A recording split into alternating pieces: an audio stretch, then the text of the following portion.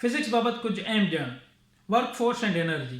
कंहिं ऑब्जेक्ट ते ज़ोर लॻाए छिकण या अॻिते धिकण खे फोर्स यानी ताक़त चइबो आहे। ताक़त हिकु हंधि बीठल ऑब्जेक्ट खे चुरपुर कराए सघे थी ऐं चुरपुर कंदड़ ऑब्जेक्ट खे हिकु हंधि बीहारे सघे थी। ताक़त स्पीड यानी रफ़्तार ऐं चुरपुर कंदड़ ऑब्जेक्ट जो तरफ़ पिणु तब्दील करे सघे थी। जेकॾहिं काफ़ी ताक़त लॻाई वञे त ऑब्जेक्ट जी शिकिल ऐं मापो पिणु तब्दील करे सघे थी।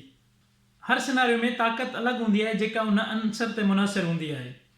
ताक़त ॿिनि कैटेगरीज़ में विरहायल आहे, कॉन्टेक्ट फोर्स ऐं नॉन कॉन्टेक्ट फोर्स।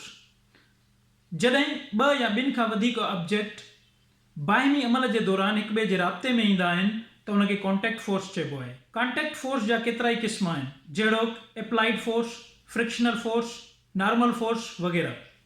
ॿिए पासे नॉन कॉन्टेक्ट फोर्स जे बिल्कुलु उबतड़ आहे।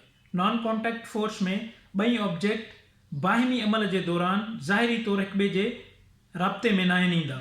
नॉन कॉन्टेक्ट फोर्स में ग्रेविटेशनल फोर्स, इलेक्ट्रोस्टैटिक फोर्स ऐं मैग्नेटिक फोर्स शामिल आहिनि। जॾहिं कंहिं ऑब्जेक्ट ते ताक़त लॻाइबी आहे त उन ताक़त लॻाइण जे बदिले उन ऑब्जेक्ट में चुरपुर थींदी आहे त इन खे कमु करणु चइबो आहे। थियल कमु पिणु केतिरनि ई क़िस्मनि में विरहायल हूंदो, यानी ऑब्जेक्ट ते लॻायल ताक़त ऐं उन में थींदड़ चुरपुर ॿिन्ही जो तरफ़ साॻियो हूंदो,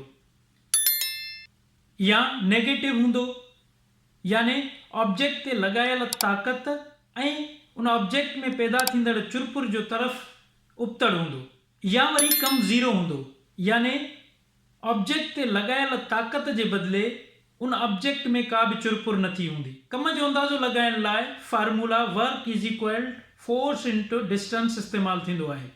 कमु करण जी कुवत या सलाहियत खे तवानाई चइबो आहे। ग़िज़ा जेका असीं खाऊं था उहा असांखे मुख़्तलिफ़ सरगर्मियूं करण लाइ तवानाई मुहैया करे थी। जेकॾहिं तव्हांखे लॻे थो हीअ वीडियो ॼाण मुहैया कंदड़ आहे त पोइ असांजो चैनल सब्सक्राइब कंदा ऐं घंटी वारे बटण खे ज़रूरु दॿाईंदा त जीअं ईंदड़ वीडियोज़ बाबति तव्हांखे ख़बर पइजी सघे।